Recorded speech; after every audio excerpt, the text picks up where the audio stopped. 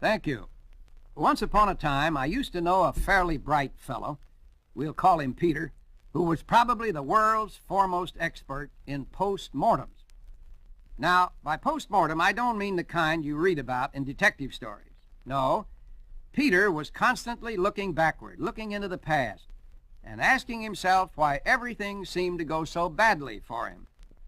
I'll say this for old Pete, though. He wasn't one to pass the buck.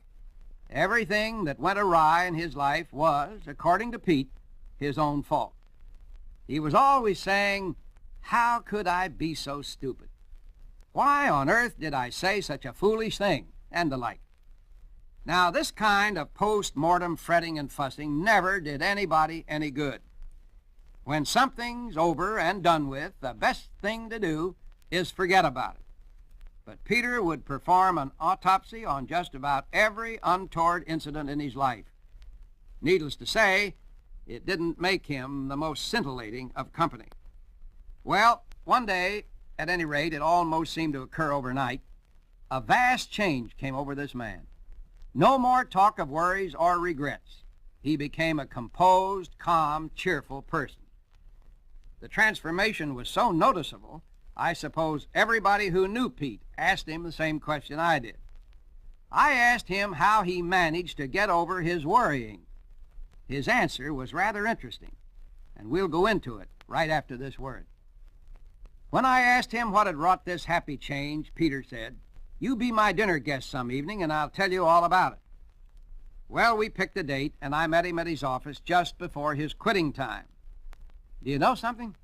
That desk of his was clean as a whistle. I wish mine could look just once like that. Sign of an orderly mind, he said. I noticed something else different, too. He'd placed the wastebasket right by the door. You know, he said, that wastebasket is man's greatest institution. When I drop something into it, that's the end of it.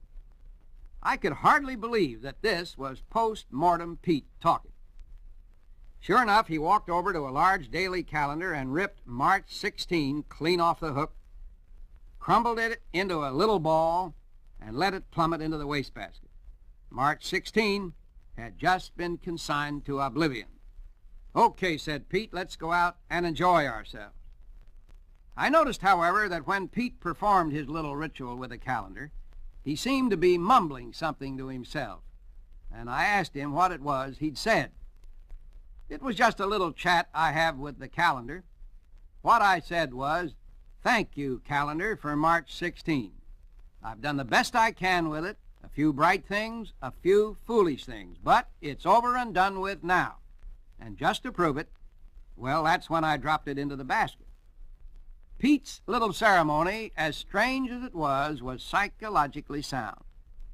The great Canadian physician Sir William Osler once said, "We should live in day-tight compartments by curtaining off both the past and the future. This way we can live for today, unburdened by past mistakes or anxieties for the future."